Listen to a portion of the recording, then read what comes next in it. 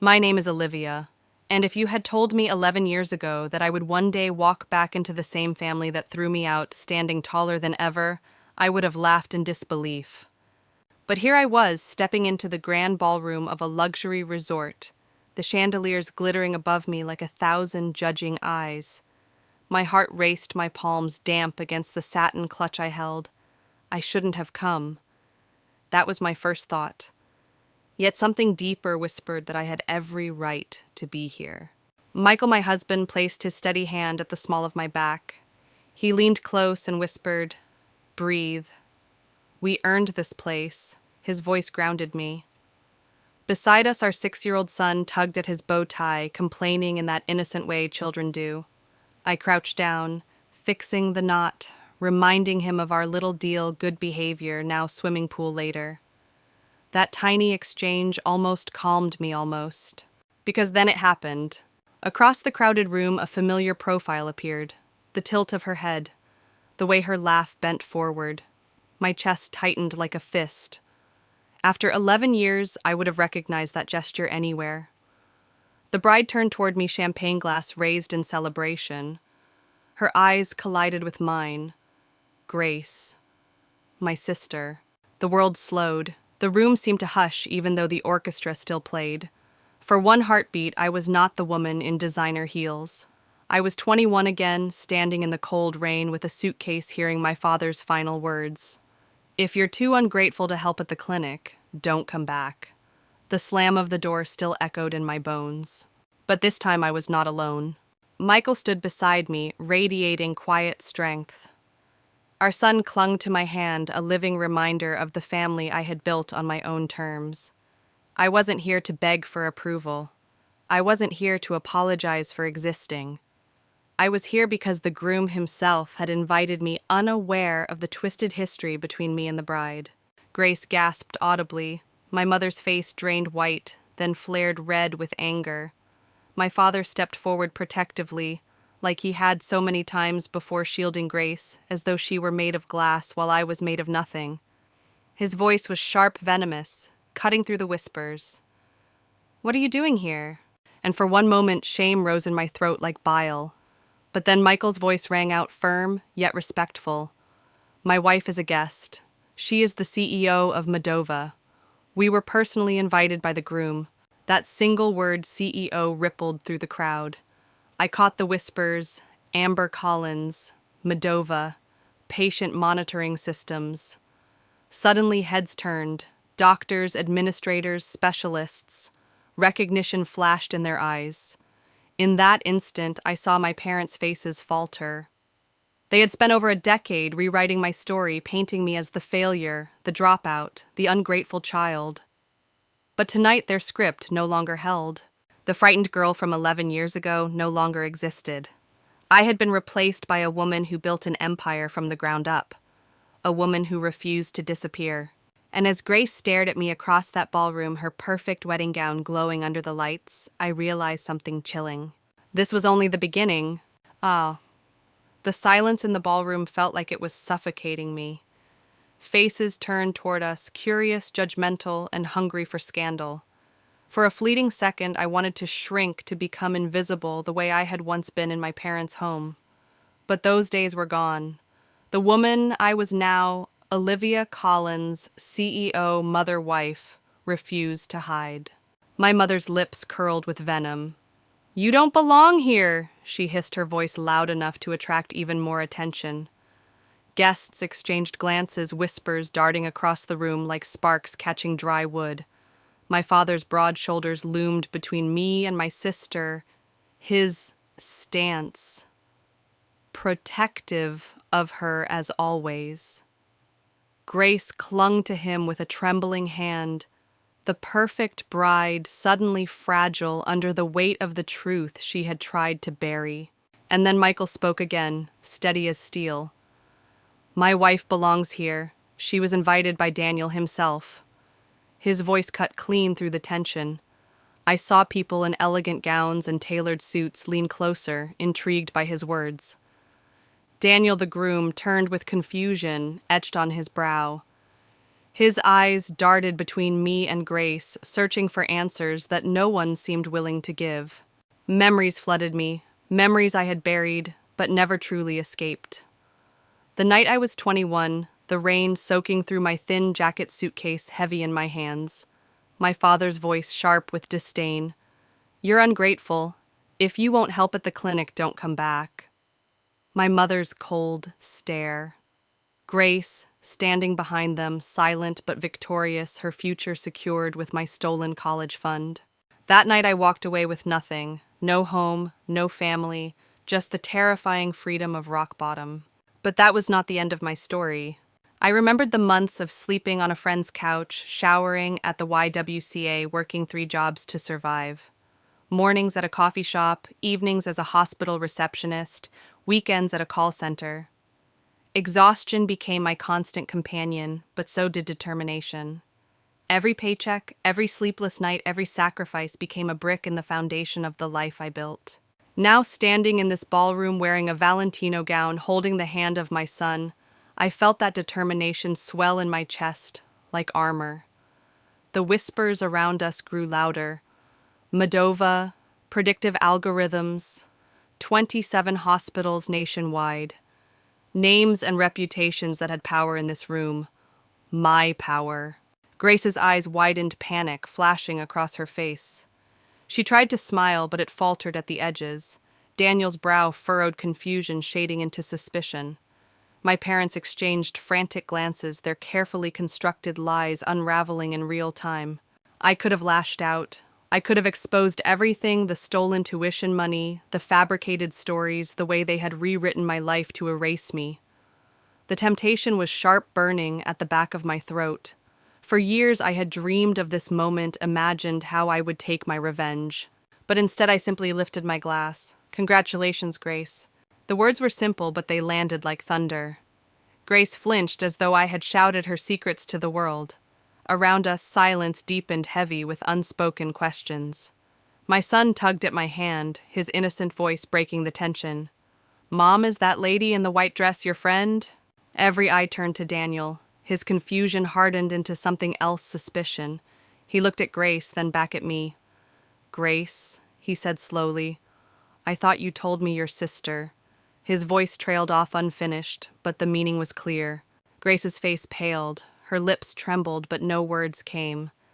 For the first time in my life, I watched my sister struggle to control the narrative. And that was when I knew, no matter what happened next, the balance of power had shifted forever. If you're listening right now and you believe in standing up for your own worth, even when others try to erase you, don't forget to leave a comment and subscribe. Your voice matters here, and your story deserves to be heard. Daniel's unfinished question hung in the air like smoke. I saw it in his eyes, the fracture of certainty, the suspicion blooming like a crack in glass. Grace's hand tightened on his sleeve, her pearl earrings glinting under the light, as she forced a smile that didn't quite reach her eyes. I held my ground. My champagne glass remained steady, though inside me a storm raged. For years I had been branded the failure, the dropout, the disappointment. They had whispered that story into every corner of our community until it became the only version anyone knew. And now, with a single look, Daniel Brooks was beginning to doubt it. My father tried to cut the tension. "Daniel," he said sharply, "focus on your wedding. This day is about Grace, not old family grudges." His tone carried the same authority he had once used to order me around the clinic as a teenager. But it was weaker now, thinner, as if even he knew his words were losing power. Grace laughed nervously, her voice pitched too high. "Yes, let's not dredge up the past. Amber left a long time ago." She emphasized the word left like it was my choice, like I hadn't been pushed out into the rain with nothing. And that was when the memory struck me hardest. I was 21, standing in the driveway, suitcase handle, digging into my palm. The rain plastered my hair to my face. My father's words slammed into me with finality. "If you're too ungrateful to help, don't come back." My mother stood behind him, arms folded, eyes cold. Grace watched from the porch, safe and dry, the golden child, untouched by consequence. I remember thinking, this is the end. I have nothing left. But the truth that night was not the end. It was the beginning. Back in the ballroom, I drew in a deep breath. My son Leo tugged at my hand again. His wide eyes scanned the room, innocent to the heavy undercurrents. "Mom?" he asked, voice carrying farther than I wished. "Is that lady your sister? Did she go to Stanford like you did?" The words detonated in the silence. Gasps rippled through the guests. Daniel's head snapped toward Grace. His eyes narrowed, confusion sharpening into disbelief. "Stanford," he repeated slowly. "Amber. You went to Stanford too." I let the truth stand naked and unembellished. Class of 2014. Daniel blinked, stunned. A colleague standing nearby turned recognition flashing in his expression. "Amber Collins, the one who developed the predictive algorithms for post-surgical complications. Your system reduced readmission rates by 22% at Northwestern." His words were crisp, undeniable. All eyes fell on Grace. Her smile cracked like porcelain. I saw it, the flicker of desperation, the fear that every carefully constructed lie was collapsing around her. My mother rushed in, desperate to redirect the narrative. "Amber always exaggerates. She dropped out after one semester. She's always been jealous of Grace's accomplishments." Her voice trembled, but she pressed on, clinging to old scripts. The guests didn't buy it. They had read the journals. They had seen my work at conferences. The facts stood taller than her lies. And then it hit me, this was not just about exposing the past. It was about reclaiming my voice. For too long, I had lived in the shadow of their story. Tonight, in this ballroom filled with powerful voices, I could finally rewrite it. I set my champagne glass down and faced the crowd with calm composure. I didn't shout. I didn't argue. I simply existed, solid, undeniable. And for once, silence worked in my favor. Because the truth was finally speaking for itself. If you were in my shoes, standing face to face with a family that erased your name, would you stay quiet or would you speak your truth? Let me know in the comments below. The tension in the ballroom was thick enough to choke on. I could feel every eye in the room, pinned to us, hungry for answers, hungry for spectacle. Grace clung to Daniel's arm, her smile stretched thin, a mask that trembled with each second. My parents flanked her like bodyguards, determined to shield their golden child from the storm gathering around her. But storms don't wait for permission. They break where the air is weakest.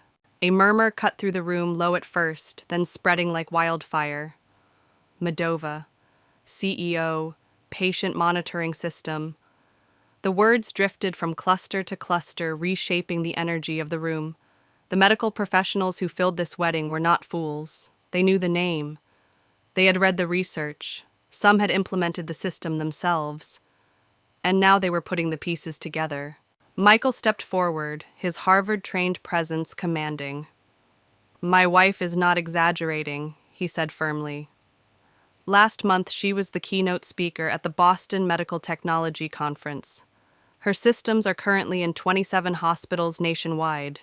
The room shifted palpably, heads turned, brows raised, conversations sparked in whispers. My father's jaw clenched so tightly I thought his teeth might crack. My mother's fingers fluttered nervously at the edge of her champagne flute. Grace, however, tried to seize the spotlight again. "Yes," she chimed, her voice brittle, "and of course, our family clinic has been contributing to medicine for 30 years. We specialize in family care with geriatric support." But she chose the wrong words. A silver-haired doctor tilted his head. "Interesting. I thought Stanford's program had shifted away from that approach several years ago. Are you sure your information is up to date?" His tone was polite, but the implication landed hard. Grace's laugh rang false. "Well, you know how these academic debates go. Professors cling to old methodologies." Daniel's expression tightened. His hand slipped slightly from her waist, his body language withdrawing. I caught it. So did others. His faith in her was unraveling in real time. I didn't need to say a word. The truth was working on its own, chipping away at the fragile facade Grace had built. I let my silence stretch my calm presence, contrasting with her desperation. But my father couldn't stay silent. He stepped closer, his voice sharp with accusation. "You are flaunting yourself. This is Grace's day, not yours. You need to leave." Michael bristled, but I touched his arm lightly, keeping him grounded. My voice came out low, steady. I was invited by Daniel.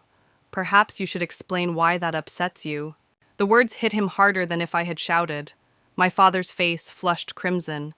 He was a small-town doctor, a man used to control within the borders of his clinic. Here in this ballroom filled with peers and superiors, his power evaporated. And in that moment, I realized something profound. I didn't need to fight to prove myself anymore. My accomplishments had already spoken. The truth was unfolding before everyone's eyes without me lifting a finger. I glanced at Grace. Her eyes darted frantically from Daniel to the colleagues gathering around us. Panic crept into her expression. Her house of cards was trembling, and everyone could see it. I felt the weight of choice pressing on me. I could unleash every truth I carried: how they had stolen my tuition fund, branded me a failure, used my sacrifice to prop Grace higher. I could ruin her here and now. But revenge wasn't my language anymore. Power was. So I lifted my chin, gave the faintest smile, and said nothing at all.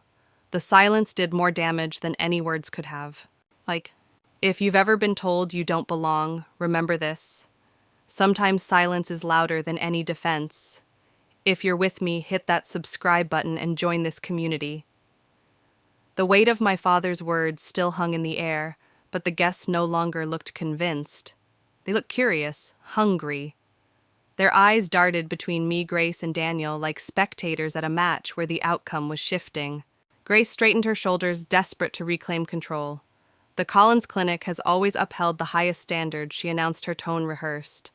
We've been serving our community for 3 decades. Her voice rang out proudly, but her timing was poor. Because across the room, one of Daniel's colleagues leaned toward another, his brow furrowed. Strange, he whispered, just loud enough for several to hear. Stanford abandoned that treatment approach 3 years ago. Why would she still reference it? The words cut sharper than any blade. I saw Grace falter, her smile cracking. She scrambled for an explanation, but the pitch of her laugh was all wrong. Too high, too forced. It was the laugh of someone spinning lies with no safe landing. Daniel's hand twitched at his side, slipping further from her waist. His eyes narrowed, doubt seeping into his gaze. He studied me for a heartbeat, then looked at Grace as though comparing 2 portraits and finding one forged. Inside, my pulse thundered, but I kept my exterior calm. Years of boardrooms and negotiations had taught me how to hold steady when every nerve screamed. This moment wasn't about gloating. It was about truth surfacing on its own. My mother, ever the strategist, tried to pivot. She glided to Daniel's colleague's voice, dripping with false warmth. Amber has always sought attention. Grace, on the other hand, has dedicated her life to medicine. Her words floated across the room, but they landed poorly, because the whispers had already begun. Whispers of my work at Medova, my keynote address in Boston, the hospitals using my systems. Guests who had only heard rumors now pieced them together into something undeniable. The power was shifting, and my mother's performance only made her look more desperate. Then Leo's small voice cut through again, piercing and innocent. "Mom," he tugged at my hand. "Is that lady your sister? Did she study at Stanford too?" The timing was merciless. Grace froze. Daniel's eyes snapped to her. "Stanford," he repeated, his tone sharp. "Amber, you went to Stanford." I nodded once. Class of 2014. The ballroom erupted into murmurs. A distinguished cardiologist turned, recognition dawning. "Amber Collins. Your algorithms reduced readmission rates at Northwestern by 22%. His voice carried weight, validation, proof. Grace's expression collapsed. She looked at Daniel, her mouth opening and closing with no sound. The web of lies she had spun for over a decade was unraveling in seconds, and everyone could see it. My father moved again, his temper flashing. "You need to stop this," he barked. "This is Grace's wedding. You're trying to humiliate her." I met his fury with calm steel. I said nothing. The truth is speaking for itself. The crowd buzzed louder. Guests whispered to one another, eyes wide with disbelief, some with pity, some with judgment. Daniel stepped slightly back from Grace, his confusion hardening into suspicion. And in that moment, I knew the house of cards had begun to fall. If you've ever faced someone who built their success on your silence, tell me, what would you have done in my place? Leave your thoughts below, and if this story resonates, make sure you subscribe so you don't miss what comes next. The murmurs swelled, rising and falling like waves. I could see Grace's knuckles whiten as she clutched her bouquet, her smile trembling under the weight of eyes that no longer believed her story. Daniel's posture had shifted, no longer protective, but wary, as though standing beside a stranger. My parents exchanged frantic glances, their masks slipping in front of colleagues they had spent years trying to impress. I stood still, breathing deeply, letting the moment belong to silence. Sometimes silence cuts deeper than accusations. Sometimes silence forces people to see the truth they tried to ignore. My mind drifted back to that night 11 years earlier. The rain, the suitcase, the feeling of being erased, but now standing in designer heels with my husband's steady hand and my son's innocent questions, I realized something. I wasn't here for revenge. I was here because the truth had finally found its stage. Grace tried again, desperation thick in her tone. Daniel, don't listen to her. She always exaggerates. She's always been jealous. Her voice cracked slightly at the edges, and even she seemed to hear how hollow it sounded. The silver-haired doctor who had questioned her earlier spoke again, calm but firm.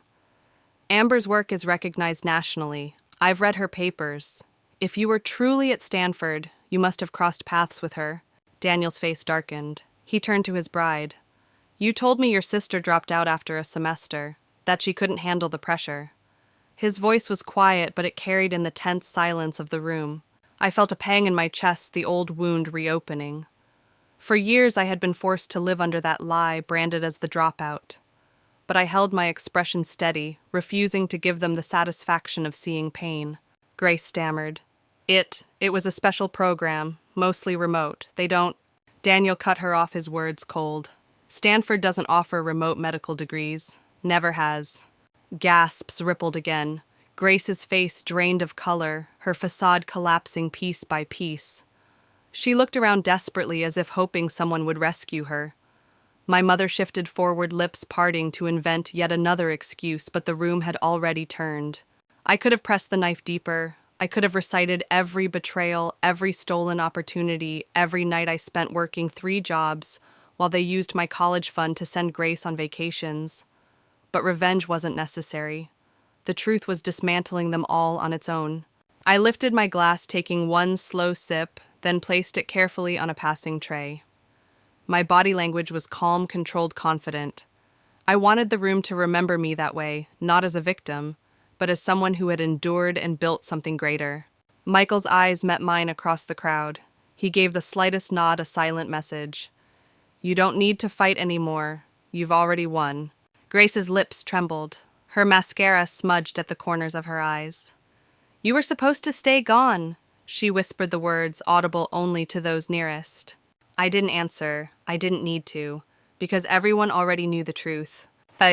If you've ever been told you should just disappear, but chose instead to rise higher, you understand what this moment feels like. And if you believe truth always finds its way, make sure you're part of this community, subscribe, and stay with me through the rest of this story. Grace's whisper. You were supposed to stay gone still echoed in my ears. It was a confession and an accusation all at once. For the first time, the carefully polished mask she wore cracked wide enough for everyone to glimpse the fear behind her eyes. My father stepped forward, his voice harsh. Enough of this. You're trying to ruin her wedding. His words rang across the ballroom, but his tone carried less authority now. Guests weren't nodding in agreement. They were watching with curiosity, some with discomfort, others with recognition. Daniel stood stiffly beside his bride, his expression etched with disbelief. His colleagues circled closer, their whispers more direct now.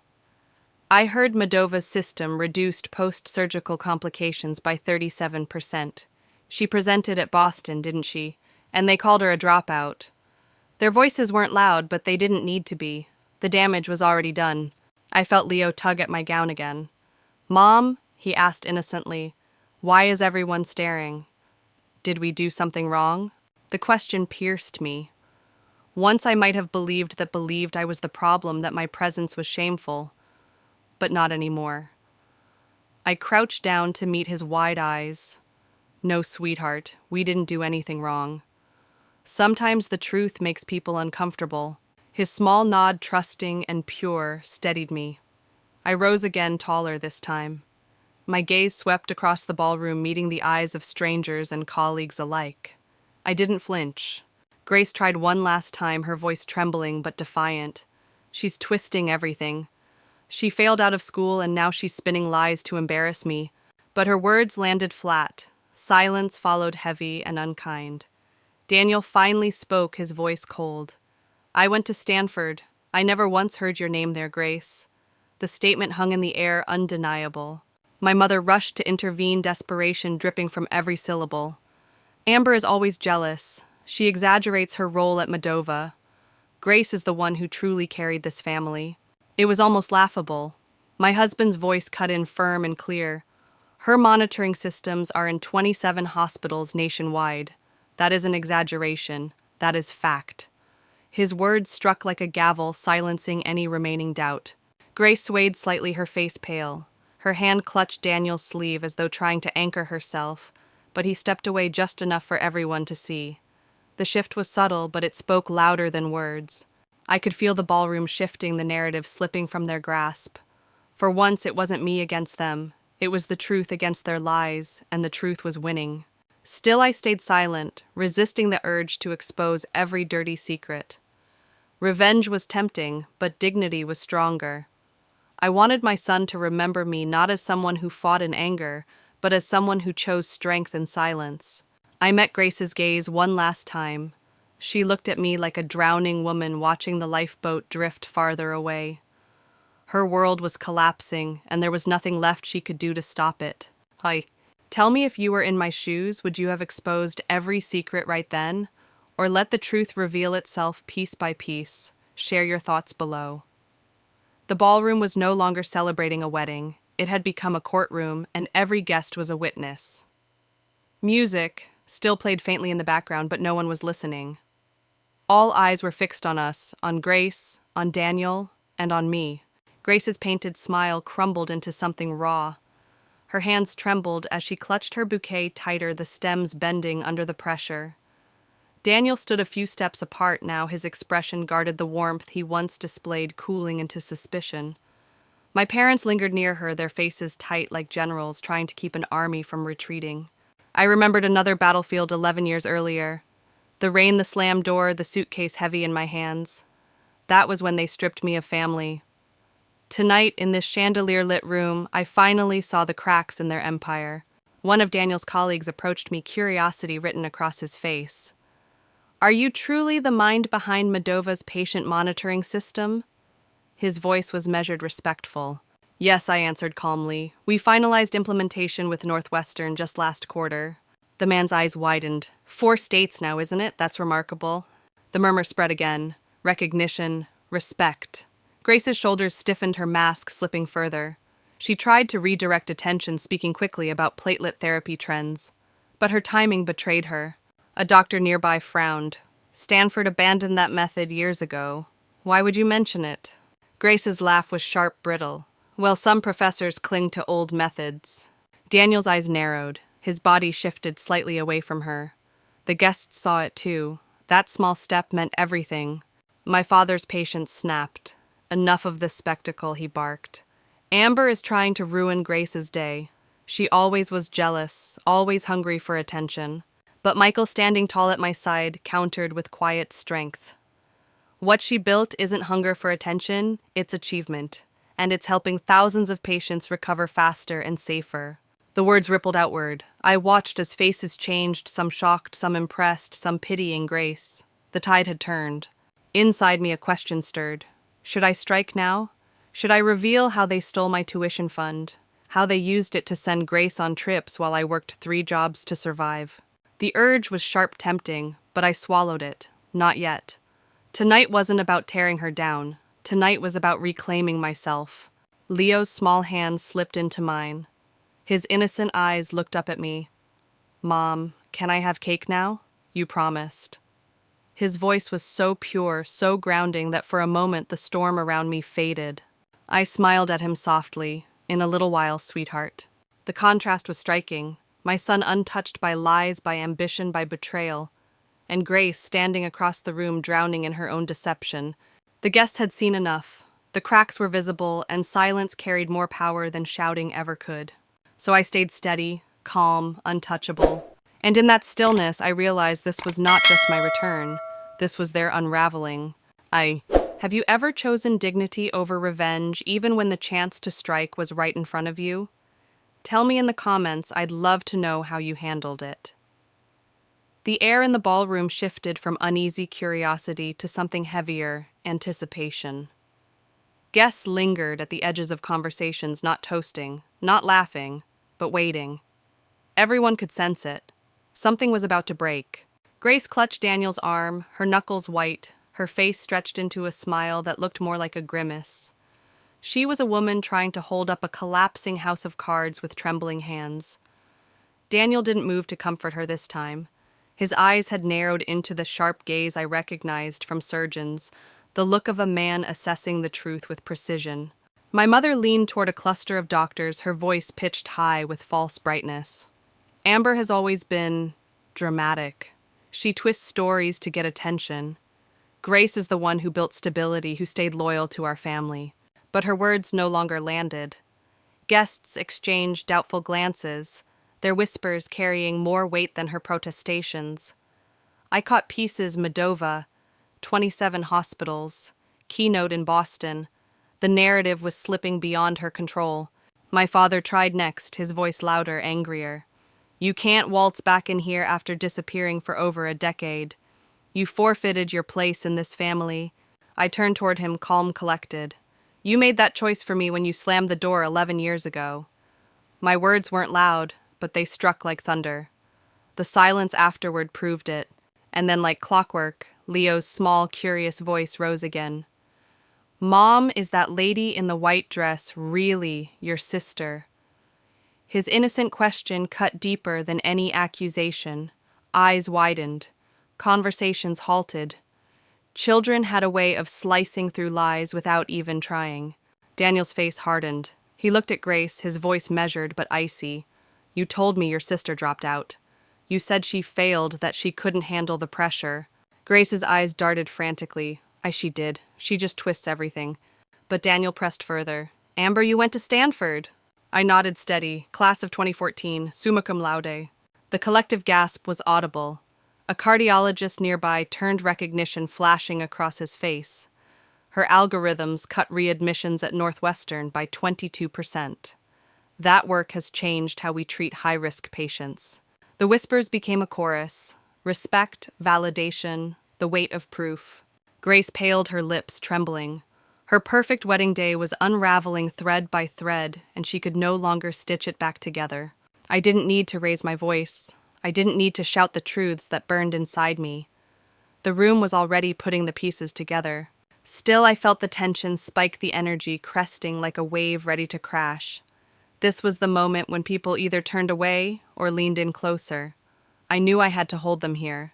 So I let my silence stretch. I met Daniel's gaze, then Grace's, then my parents'. Calm, steady, unafraid. And in that pause, I could feel it. Every guest in the room, leaning forward, breath caught, waiting for what would come next. The open loop was wide, irresistible. You think you've heard the worst of it? Trust me, what happened after this moment will leave you stunned. Stay with me, because the truth that came next was even more devastating. Daniel's expression was no longer the face of a groom basking in joy. It was the face of a man unraveling the truth on his wedding night. His jaw tightened, his hand slipping completely away from Grace's waist. The guests noticed. Their murmurs turned sharper, no longer curiosity, but judgment. Grace's voice broke through, desperate. It was a remote program, special. Stanford offered it for a short time. Daniel cut her off. His voice was low, but its weight was undeniable. Stanford medicine doesn't offer remote degrees. It never has. The silence that followed was crushing. Grace's cheeks blanched, and I could see tears threatening her carefully applied makeup. My mother reached out, trying to pull her into a protective embrace, but Grace recoiled, as if even her comfort might expose her further. The ballroom shifted again. This time it was final. The guests no longer looked at me with suspicion. They looked at Grace and at my parents with disbelief, even disgust. Their empire of lies was crumbling, and it was happening in front of everyone who mattered to them. My father barked, "This is enough. Amber is ruining everything." His face was red sweat forming at his temple. He looked less like the confident small-town doctor I remembered and more like a man cornered, stripped of control. But Michael stepped forward, his voice calm yet commanding. "No, what ruins a wedding isn't truth, it's lies." The ripple through the crowd was instant. Heads nodded, voices hummed in agreement. For once the current flowed with me, not against me. I looked at Grace, her shoulders trembling, her eyes darting between Daniel and the guests. For the first time she looked small, not the golden child, not the flawless bride.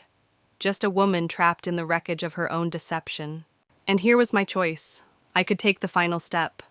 I could reveal every stolen dollar, every fabricated story, every time they painted me as the failure to protect her shine. The temptation was sharp, intoxicating, but Leo's small voice echoed in my mind. Did we do something wrong? And I knew the answer. I didn't need to destroy them. They were already destroying themselves. I lifted my chin, my voice steady. I don't need to expose anyone. I built my life on my own. That is enough. Gasps spread again, but this time they weren't shocked by lies unraveling. They were stunned by dignity. Grace's mascara streaked down her cheeks as Daniel turned slightly away from her. His silence spoke louder than any accusation. My parents stood frozen, powerless, their faces drained of triumph. I exhaled slow and deep. For 11 years they had written my story. Tonight I had taken the pen back. If you were in my place standing on the edge of revenge, would you have unleashed every truth, or would you have chosen silence? Tell me in the comments, I want to hear your thoughts. The ballroom air felt charged, as if the chandeliers above hummed with the tension no one dared break. Grace stood in the center of it all, her wedding gown glowing under the lights, yet her face was pale, streaked with mascara, and her hands clutched her bouquet like it was the only thing keeping her upright. Daniel had stepped back, just far enough to show the world where his faith was leaning now. I didn't move. I didn't need to. Silence worked in my favor. The weight of every unspoken truth pressed on them, not on me. Then suddenly Grace bolted. She fled through the nearest door, her dress sweeping marble as she disappeared. Guests gasped, then turned toward me and Daniel. My mother scurried after her, panic written across her face. My father lingered, his jaw tight, glaring at me with barely restrained fury. Michael touched my elbow, his voice soft but steady. Stay calm. He knew me better than anyone. He knew the war inside me, to reveal everything or to hold my ground. Minutes later, I followed instinct and slipped into the powder room. And there she was. Grace leaning over the sink, reapplying mascara with shaking hands. When our eyes met in the mirror, hers flashed with rage. "Why are you doing this to me?" she demanded, her voice breaking. I kept my tone measured, almost gentle. "Doing what? You're ruining my wedding. You're making Daniel question everything." Her tears carved lines through her foundation, revealing the vulnerable girl beneath the mask. I took my time washing my hands slowly. "I didn't say anything, Grace. I just exist. That seems to be enough." Her eyes filled with terror. "You were supposed to stay gone. They told everyone you dropped out, that you couldn't handle responsibility. That's what everyone believes." I dried my hands, turning to face her fully. And yet here I am, handling more than you ever imagined. Her lips quivered. For the first time I saw the fear behind her anger. Not fear of me, but fear of losing everything she had built on deception. The silence stretched between us, thick with truths neither of us could avoid anymore. Grace's shoulders slumped, as though the weight of her own lies had finally settled. I walked past her, pausing at the door. "You don't have to keep lying, Grace, but that choice is yours." Her mascara wand clattered to the marble counter behind me as I stepped out, leaving her to wrestle with the ghosts she had created. When I returned to the ballroom, Michael's eyes found mine instantly. His hand slipped into mine, grounding me, reminding me who I had become. A woman who no longer begged for love from the people who had stolen from her. A woman who built her own foundation. The guests were already moving, gathering around Michael, around me. A neurosurgeon leaned closer, curiosity in his eyes. "Your monitoring system, did you say it cut post-operative complications by 30%? 37, I replied, my voice calm, my smile faint. We just finished the trial with Boston Memorial. Their respect was genuine, palpable. I felt it in the way they leaned closer, the way their questions poured in. Grace's absence no longer mattered. My parents' denial no longer mattered. The truth was filling the void they had left behind. And I realized something then. This was never about vengeance. It was about stepping into the light I had earned, whether they wanted me there or not. Sometimes the people who try hardest to erase you end up revealing who you truly are. If you've lived through that kind of moment, let me know in the comments below. I'd love to hear your story. When I stepped back into the ballroom, the atmosphere had shifted once more. Grace eventually returned, her makeup repaired, her smile carefully repainted, but something essential in her had cracked. I could see it in the way her eyes darted around the room, searching for approval that no longer came. The guests weren't looking at her anymore. They were looking at me. Doctors, administrators, and researchers began drifting toward where Michael and I stood. A hospital director leaned in, voice lowered with admiration. Your post-operative monitoring system has reduced our complication rates by 30%. We'd like to expand implementation. I smiled faintly. We'd be happy to discuss that. The crowd around us grew. Surgeons asked questions about algorithms. Administrators slipped me their cards. Daniel himself gravitated closer, his attention fixed on me with curiosity that was both professional and personal. His bride hovered on the periphery, ignored her practiced charm, falling flat now that suspicion shadowed her every word. And then my father forced his way forward, his shoulders squared for confrontation. His voice rang louder than necessary. Daniel, this is Grace's wedding. Let's focus on her accomplishments. The words fell flat. The silence that followed was heavier than stone. Guests exchanged uneasy glances, their eyes moving from Daniel to me, then back to Grace. Her smile stretched thin and brittle as though she could glue together the shards of her image with sheer will, but no one spoke, because sometimes silence screams louder than arguments. And in that silence, the truth was undeniable. I set my half-empty champagne glass on a tray and checked my watch. I had stayed long enough. Michael's eyes met mine from across the room, his slight nod confirming what I already knew: it was time to leave. But before I did, I wanted to leave a mark, something subtle but lasting. I slipped a small cream-colored envelope from my clutch. Inside was a certificate for Moldova stock. Not a fortune, but enough to be symbolic. Enough to say, this is who I am now, not the desperate girl you cast aside. A woman who built something real. Leo tugged at my hand again. Mom, is it pool time yet? His innocent question cut through the tension like sunlight breaking clouds. Almost, sweetheart, I whispered. We crossed the room, heading toward Daniel. He stood near the bar, his eyes fixed on Grace, his expression thoughtful, doubtful, distant. I paused beside him, offering the envelope. Congratulations, I said simply. Daniel accepted it, his eyes softening. Thank you for coming, he murmured, his voice tinged with sincerity. His gaze flicked briefly toward my parents, who hovered nearby like vultures circling the wounded. I appreciate that you accepted the invitation. Truly. His words held weight. He knew more now than Grace ever intended him to. Maybe not everything, but enough. Our eyes locked. There was an unspoken understanding this was not over. I turned to leave my husband and son flanking me, the three of us moving together, unhurried and dignified. Whispers trailed us, but they no longer pierced me. For the first time in years, I felt untouchable. And deep down, I knew the real story hadn't even begun yet. You've seen the cracks forming, but what came next revealed everything. The lies, the fraud, the betrayal buried for over a decade. Stay with me, because the next part will change everything. We moved toward the exit with dignity, my heels striking the marble floor in measured steps. Michael steady at my side. Leo tugging my hand with eager impatience for the pool I had promised him. Behind us, the wedding still buzzed, but the center of gravity had shifted. It no longer revolved around Grace.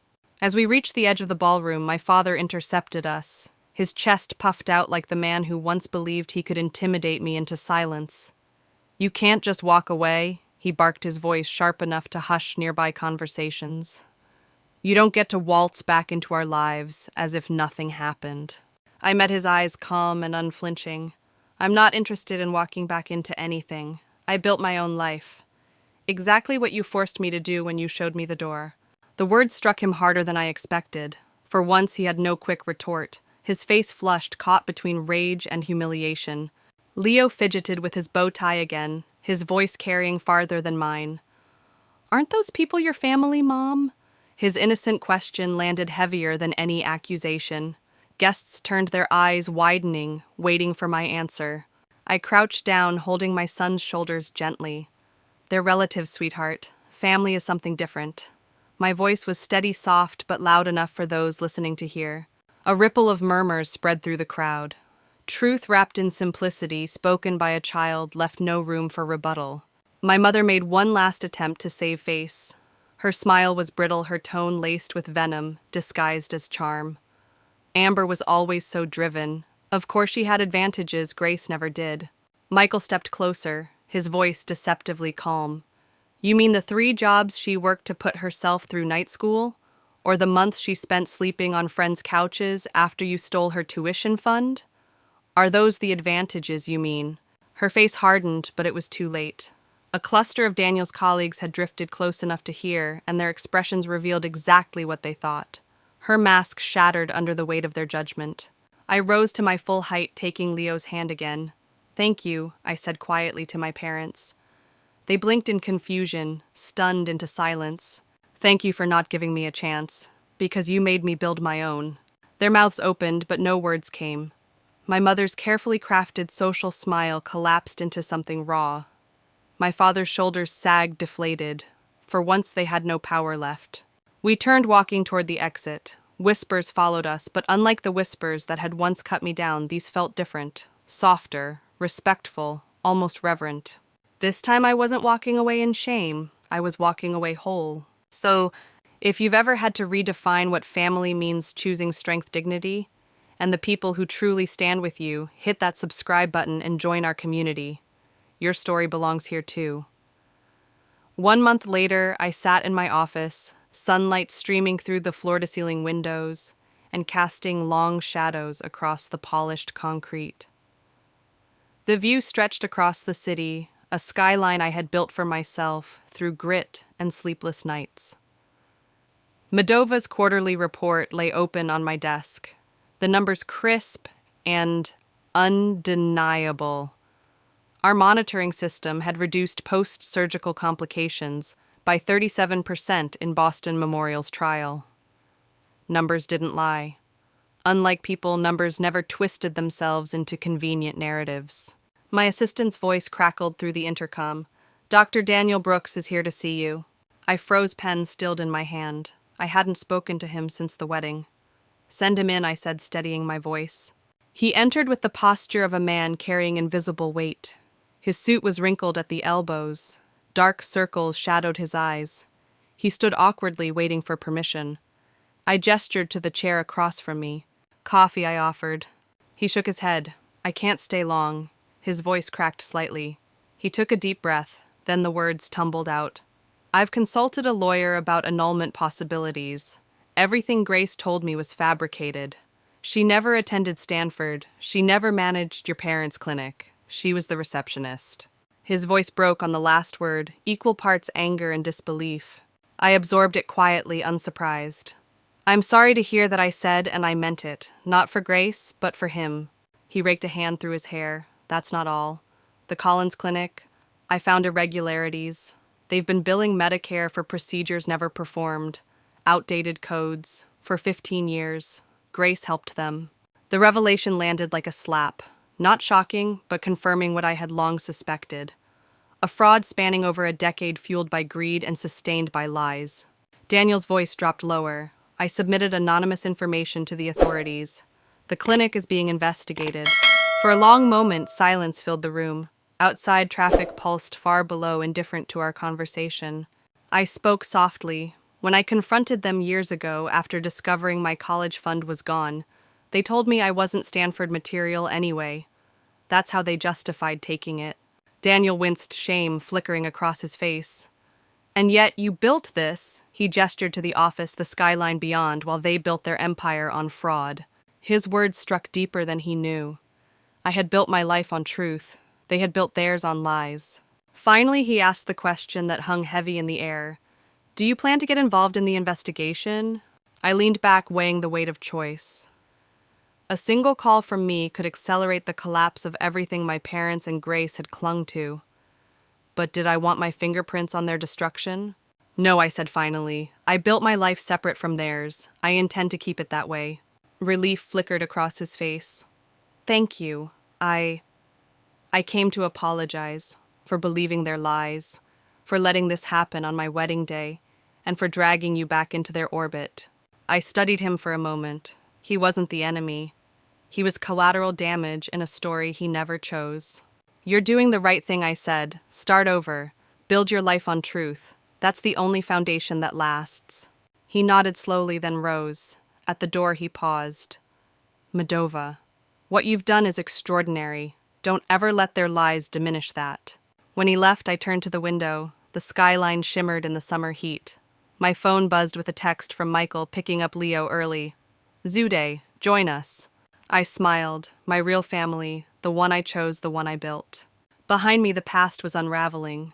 Ahead of me, the future stretched wide, untainted by their shadows.